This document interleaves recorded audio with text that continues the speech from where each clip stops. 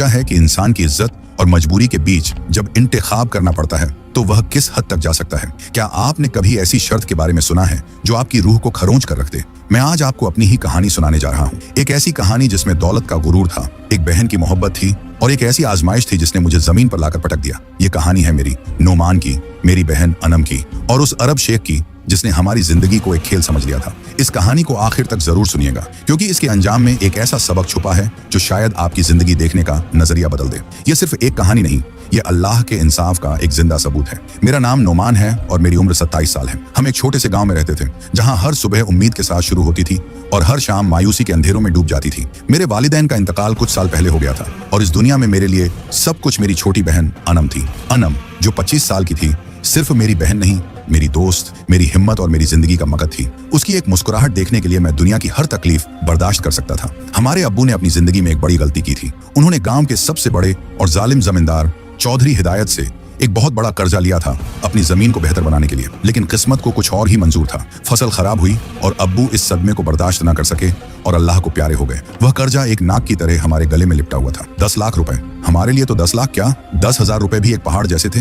मैं दिन रात मजदूरी करता, खेत में काम करता, शहर जाकर जो काम मिलता कर लेता, लेकिन इस कर्जे का सूद ही इतना था कि असल रकम वैसे की वैसी खड़ी थी। चौधरी हिदायत एक पत्थर दिल इंसान था। उसके दिल में रहम नाम की कोई चीज नहीं थी। हर महीने वह अपने गुंडों के साथ हमारे कच्चे घर के दरवाजे पर आ धमकता। उसकी लाल आंखें और नफरत भरी बातें मेरी रूह तक को जख्मी कर देती थी। एक दिन वह हमारे घर आया। मैं काम से लौटा ही था, पसीने में भीगा हुआ। अनम ने पानी का गिलास आगे किया ही था कि बाहर से चौधरी की दहाड़ सुनाई दी। नोमान, ओए नोमान, कहाँ मर गया तू? मैं दरवाजा खोलने के लिए उठा। अनम ने डरते हुए मेरा हाथ पकड़ा। भाई प्लीज उससे बात मत करो। उसकी आंखों में खौफ साफ नजर आ रहा था। मैंने उसे तसल्ली दी, फिक्र मत कर, मैं हूं ना। मैं बाहर निकला। चौधरी हिदायत अपने 2 बदमाशों के साथ खड़ा था। उसने मुझे ऊपर से नीचे तक देखा और एक तहकीर भरी मुस्कुराहट के साथ बोला, तो नोमान मियाँ, कब दे रहे हो मेरे पैसे या मुफ्त में ही बाप का माल समझ कर बैठे हो? मैंने हाथ जोड़ दिया। चौधरी साहब, मैं कोशिश कर रहा हूँ, थोड़ी सी मोहलत और दे दें। अल्लाह ने चाहा तो आपकी एक एक पई चुका दूंगा। चौधरी जोर से हंसा। उसका कहकहा झर में बुझा हुआ था। अल्लाह ने चाहा? अबे अल्लाह भी उनकी सुनता है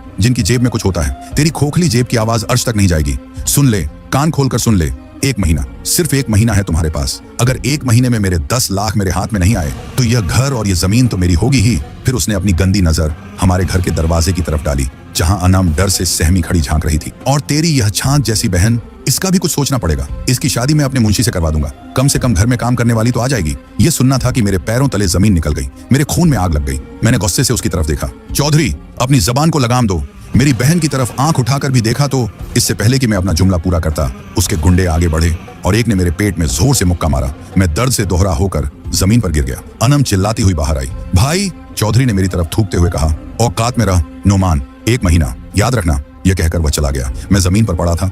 जिस्म से ज्यादा मेरी रूह जख्मी थी। अनम रो रही थी, मुझे उठाने की कोशिश कर रही थी। उसकी आंखों से गिरता हर आंसू मेरे दिल पर तेजाब की तरह गिर रहा था। उस रात हम दोनों भाई बहन ने कुछ नहीं खाया, बस एक दूसरे को देखते रहे। हमारे पास अल्फाज नहीं थे। हमारी खामोशी में एक तूफान कैद था। 10 लाख रुपए, 1 महीना। यह रकम और यह वक्त दोनों हमारे लिए मौत का फरमान लग रहे थे। मैं सारी रात जागता रहा। मैं अल्लाह से दुआ कर रहा था, या अल्लाह, तू ही रास्ता दिखाने वाला है, तू ही मुश्किलों से निकालने वाला है। मेरी इज्जत तेरे हाथ में है, मेरी बहन की इज्जत तेरे हाथ में है। कोई मौजा कर दे मेरे मौला, कोई सबब बना दे। मैं नहीं जानता था कि मेरी दुआ किस शक्ल में कबूल होने वाली थी और जो सबब बनने वाला था वह आजमाइश का एक नया पहाड़ लेकर आ रहा था। कुछ दिन इसी तरह घुटन और परेशानी में गुजर गए। मैं हर मुमकिन कोशिश कर रहा था। शहर जाकर डबल शिफ्ट में काम किया, लेकिन जो पैसे आते वह घर के चूल्हे और चौधरी के सूद में ही चले जाते। हर गुजरता दिन हमारी उम्मीदों पर एक और ताला लगा रहा था। अनम चुप हो गई थी। वह पहले की तरह हंसती नहीं थी, बस खामोशी से घर का काम करती और नमाज पढ़कर देर तक दुआएं मांगती रहती। उसकी यह खामोशी मुझे अंदर ही अंदर खाई जा रही थी। फिर एक दिन गांव में एक अजीब सा शोर मचा।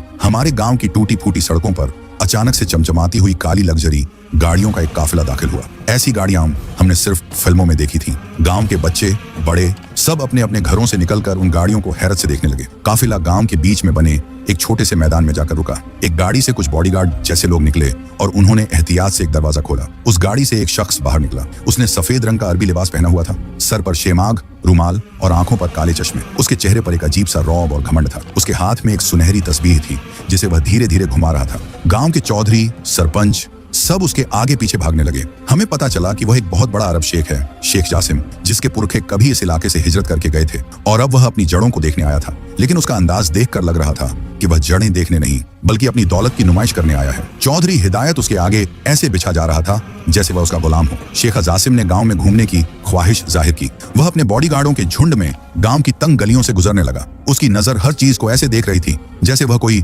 अजीब और गरीब मखलूक देख रहा हो। उसके चेहरे पर गांव की गरीबी, टूटे हुए घरों और मैले कुचैले बच्चों को देखकर एक हल्की सी तंज भरी मुस्कुराहट थी। इत्तेफाक से उसका काफिला हमारे घर के सामने से गुजरा।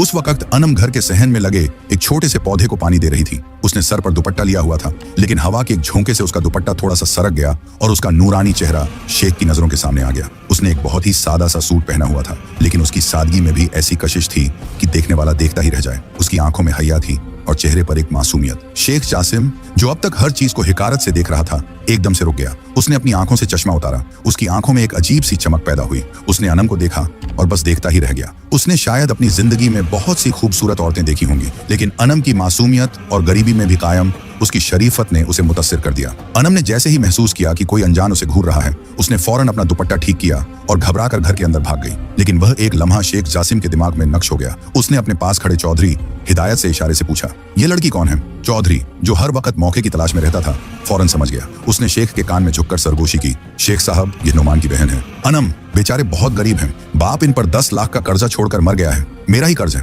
शेख जासिम के चेहरे पर एक गहरी मुस्कुराहट फैल गई। उसने अपने दिमाग में शायद कुछ सोच लिया था। उसने चौधरी से सारी तफसील ली, हमारी मजबूरी, हमारी गरीबी, चौधरी की धमकियां, सब कुछ। चौधरी ने नमक मिर्च लगाकर सब बताया, यह सोचते हुए कि शायद शेख इस मामले में उसे कुछ फायदा पहुंचा देगा। शेख जासिम ने चौधरी को कुछ कहा और वापस अपनी गाड़ी की तरफ चल पड़ा। जाते जाते उसने एक बार फिर हमारे घर की तरफ मुड़कर देखा। उसकी आंखों में एक अजीब सी योजना थी, एक शिकारी जैसी चमक। मुझे उस वक्त अंदाजा भी नहीं था कि हवा का वह एक झोंका और शेख की वह एक नजर हमारी जिंदगी में कितना बड़ा तूफान लाने वाली है। मुझे नहीं पता था कि मेरी बहन की मासूमियत एक अमीरजादे के लिए दिलचस्पी का सामान बन चुकी थी। उस शाम जब चौधरी का आदमी मुझे यह पैगाम देने आया कि शेख जासिम ने मुझे कल सुबह गांव की पंचायत में बुलाया है, तो मेरा दिल किसी अनजाने खौफ से बैठने लगा।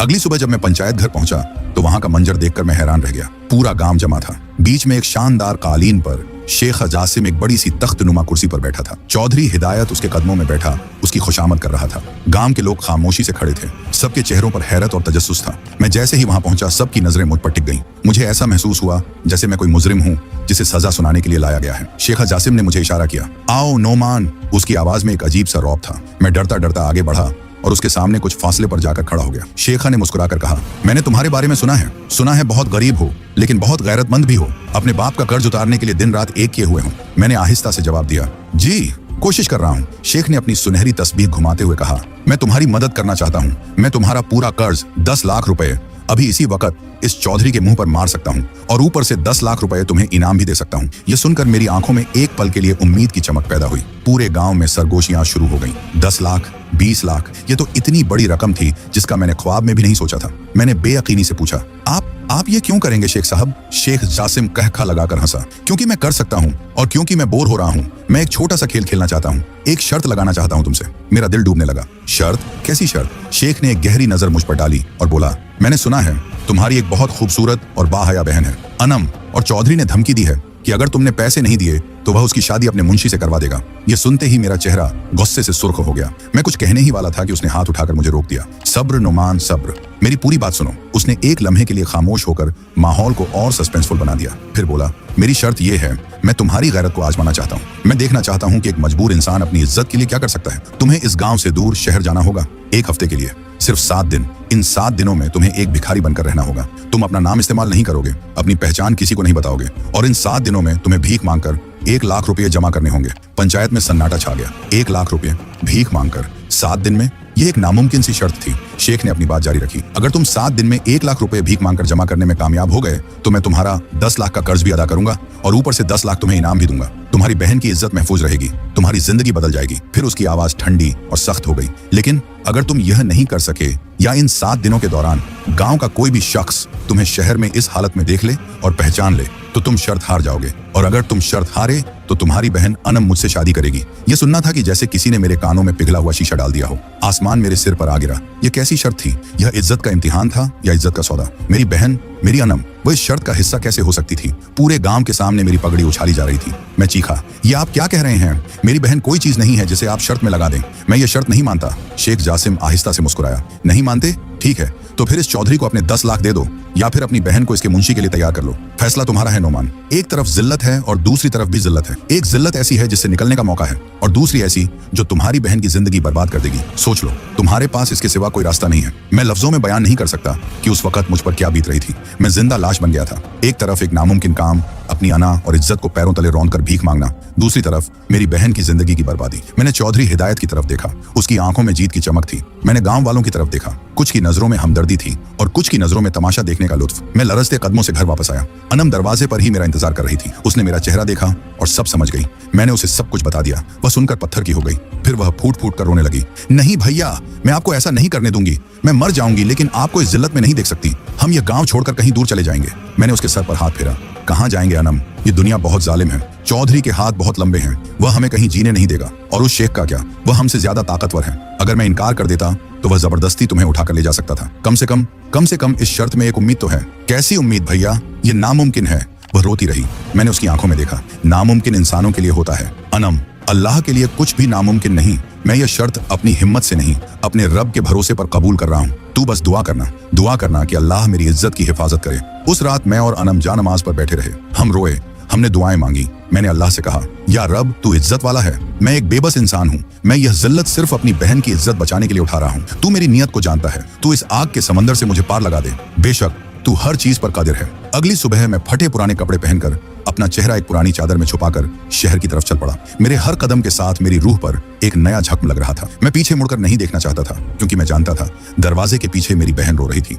शहर, जिसे लोग मौकों का समंदर कहते हैं, मेरे लिए वह जिल्लत और बेहिस्सी का एक आग का दरिया साबित हो रहा था। मैं बस से उतरा तो शहर की रौनक, शोर और भीड़ ने मुझे एक पल के लिए हिलाकर रख दिया। यहाँ किसी के पास किसी के लिए वक्त नहीं था। हर कोई अपनी धुन में मग्न तेजी से अपनी मंजिल की तरफ भाग रहा था। मैंने अपने फटे हुए कपड़े देखे, अपने पैरों में टूटी हुई चप्पल देखी, और मेरा दिल बैठ गया। मैं नोमान, जिसने कभी किसी के सामने हाथ नहीं फैलाया था, आज इस भीड़ में एक भिखारी बनने आया था। पहला कदम उठाना सबसे मुश्किल था। कहाँ जाऊं, किससे मांगूं, कैसे मांगूं? मेरे अल्फाज मेरे गले में ही अटक गए। मैंने एक मशरूफ बाजार का रुख किया। लोग आ जा रहे थे, खरीदारी कर रहे थे, हंस बोल रहे थे। मैंने हिम्मत करके एक कोने में दीवार के सहारे बैठ गया। मैंने अपनी चादर से अपना चेहरा थोड़ा और ढक लिया ताकि कोई मुझे पहचान न ले। फिर मैंने अपना हाथ आगे फैलाया। मेरा पूरा जिस्म कांप रहा था। ऐसे लग रहा था जैसे हजारों सुइयां मेरे जिस्म में चुभाई जा रही हूं। इज्जत नफ्स का जो छोटा सा शीशा मेरे अंदर बाकी था, वह किरची किरची हो रहा था। लोग मेरे पास से गुजर रहे थे। कुछ लोग मुझे ऐसे देखकर गुजर जाते जैसे मैं वहां हूं ही नहीं। कुछ लोग नफरत और हकरत भरी निगाह डालते। एक औरत अपने बच्चे के साथ गुजरी तो उसने अपने बच्चे का हाथ खींच लिया और कहा,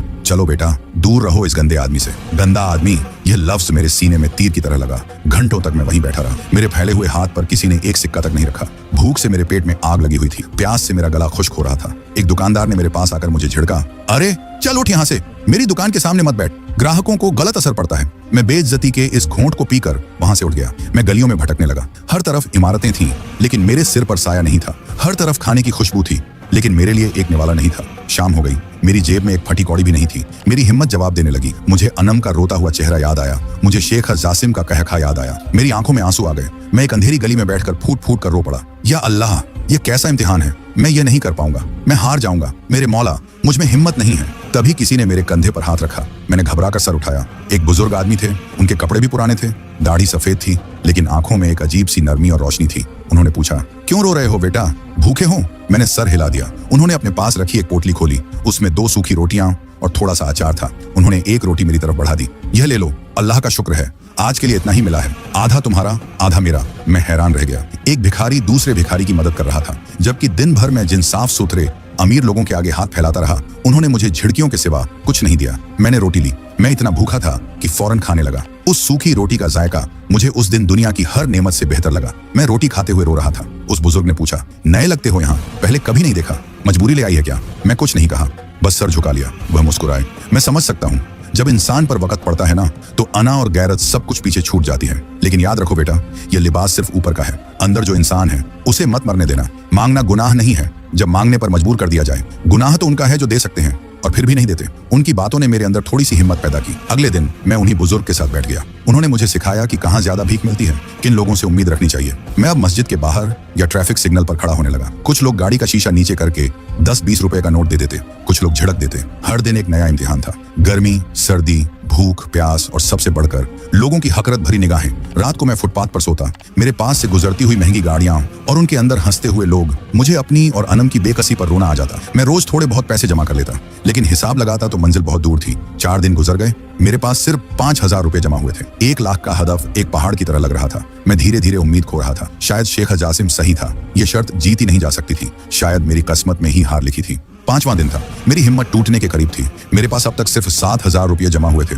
2 दिन बाकी थे और मुझे 93,000 रुपये और चाहिए थे। ये एक मजाक लग रहा था। मैं सुबह से एक बड़े से शॉपिंग मॉल के बाहर बैठा था, ये सोचकर कि यहाँ अमीर लोग आते हैं, शायद कोई बड़ा हाथ मार जाए। लेकिन यहाँ के सिक्योरिटी गार्ड ने मुझे 2 बार वहां से भगा दिया था। मैं थक हार कर मायूसी के समंदर में डूबता हुआ एक तरफ जाकर बैठ गया। मुझे अनम की बहुत याद आ रही थी। पता नहीं वह किस हाल में होगी, क्या सोच रही होगी, क्या वह भी मेरी तरह रो रही होगी। यह ख्याल आते ही मेरा दिल और भी भारी हो गया। मैंने दिल ही दिल में अल्लाह से कहा, या रब, अब बस, मुझसे और बर्दाश्त नहीं होता। अगर तेरी यही मर्जी है तो मैं हार मानने को तैयार हूँ, लेकिन मेरी बहन, उसकी हिफाजत करना, उस जालिम के हाथों उसे बर्बाद मत होने देना। मैं इन्हीं सोचों में गुम था कि वही बुजुर्ग जिन्होंने मुझे पहले दिन रोटी दी थी मेरे पास आकर बैठ गए। उनका नाम बाबा रहमत था। उन्होंने मेरा उतरा हुआ चेहरा देखा और मुस्कुराए। क्या बात है जवान, हिम्मत हार गया? मैं नम आंखों से उनकी तरफ देखा। बाबा, ये नहीं हो पाएगा, मैं हार गया। बाबा रहमत ने एक गहरी सांस ली। बेटा, हार जीत तो उसके हाथ में है, हमारा काम है कोशिश करना। पता है इस भीख मांगने में मैंने क्या सीखा है? मैंने इंसान नहीं, इंसानियत को पहचानना सीखा है। मैंने देखा है कि कभी कभी एक झोपड़ी में रहने वाला दिल का इतना अमीर होता है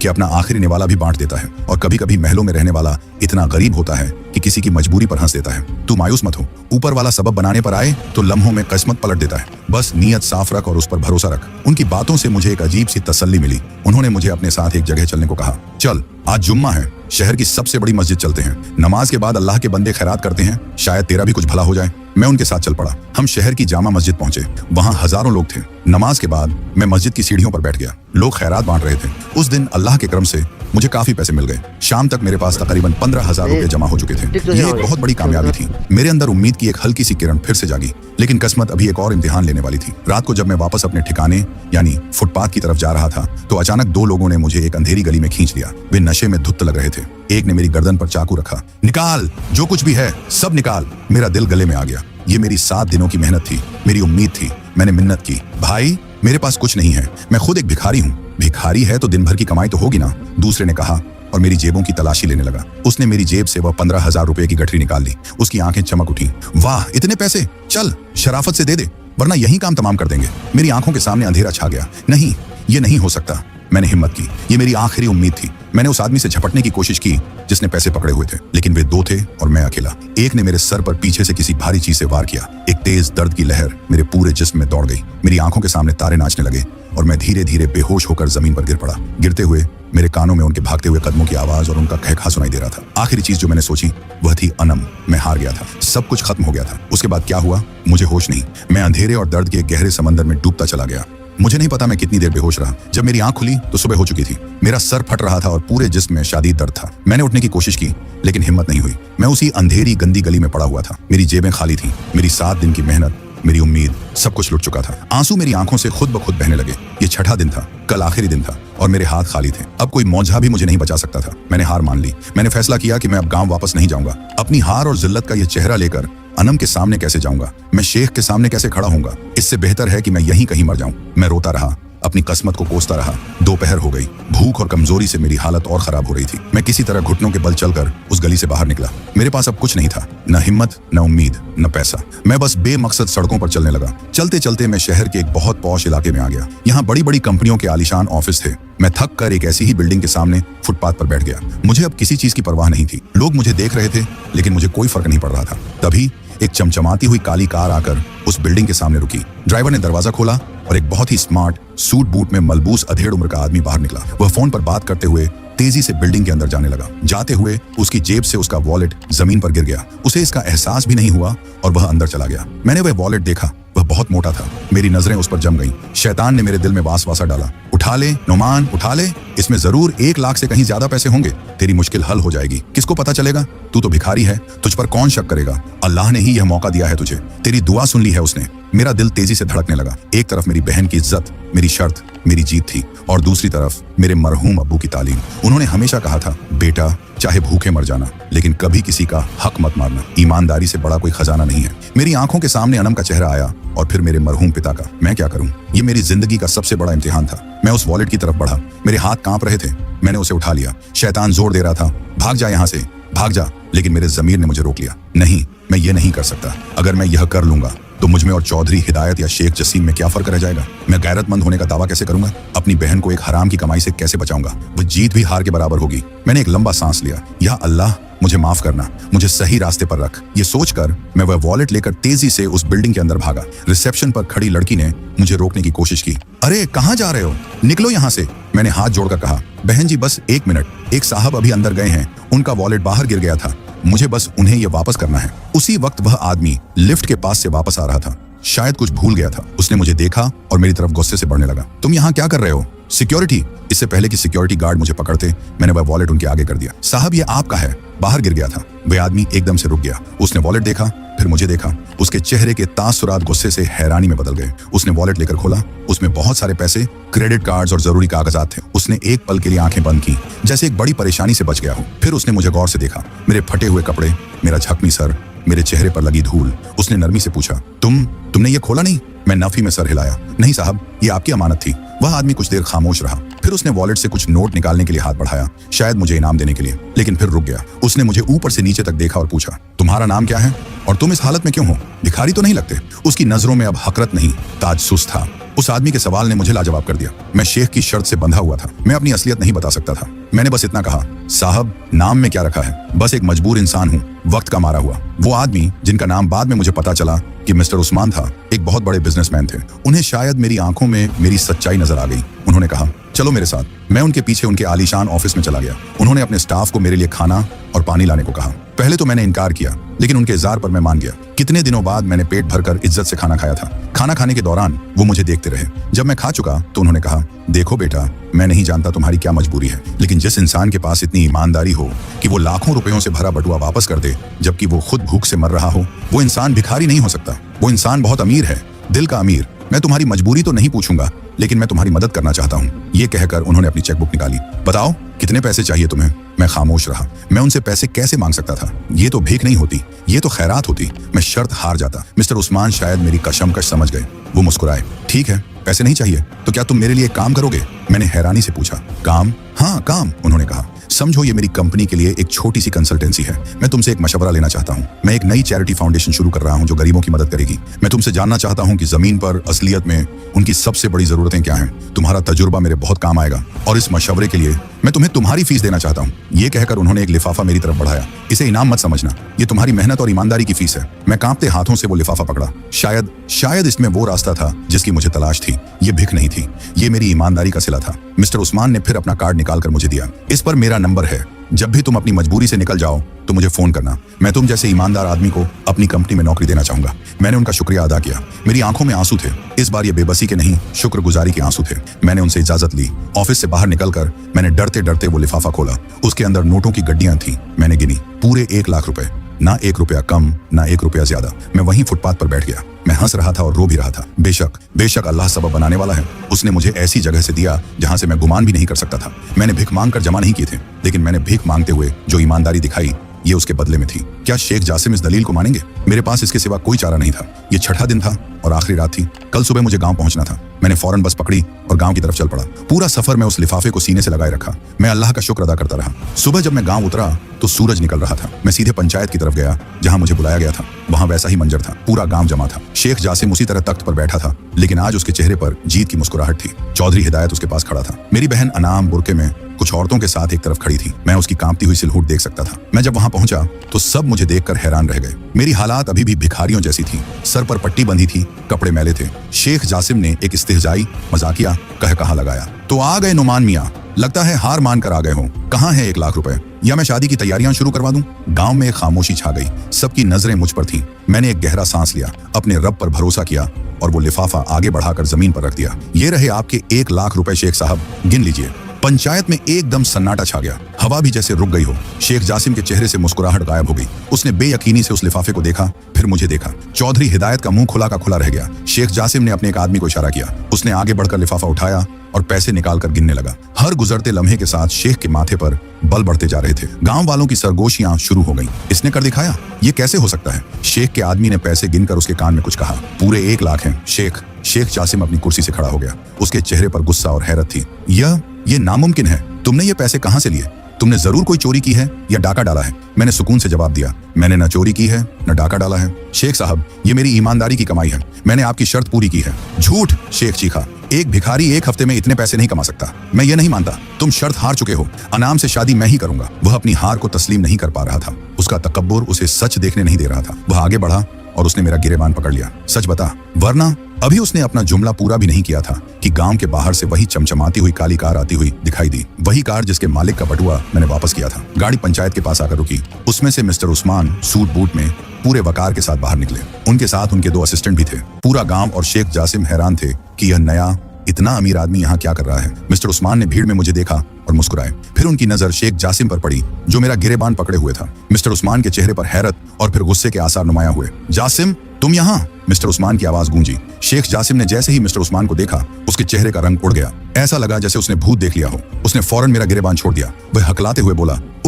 उस्मान साहब, आप यहाँ? मिस्टर उस्मान उसके पास आए। मैं तो इस नेक लड़के को ढूंढता हुआ यहाँ आया हूँ, नुमान को। मैं इसे अपनी कंपनी में नौकरी ऑफर करने आया हूँ। लेकिन तुम यहाँ क्या कर रहे हो और तुमने इसका गिरेबान क्यों पकड़ा हुआ है? शेख जासिम के पास कोई जवाब नहीं था। वह पसीने में भीग गया। तभी चौधरी हिदायत बीच में बोला, उस्मान साहब, ये शेख साहब इस लड़की से शादी करने। मिस्टर उस्मान ने सारी सूरत हाल को एक पल में समझ लिया। उन्होंने नोमान से पूछा, नोमान, क्या माजरा है? ये सब क्या हो रहा है? अब मैं आजाद था। शर्त का वक्त पूरा हो चुका था। मैंने मिस्टर उस्मान को सारी कहानी सुना दी। शेख जासिम की शर्त, भीख मांगने की जिल्लत, मेरी बहन अनाम का सौदा, सब कुछ। ये सुनकर मिस्टर उस्मान की आंखें गुस्से से लाल हो गईं। उन्होंने शेख जासिम की तरफ घूम कर देखा। तो यह है तुम्हारी असलियत जासिम?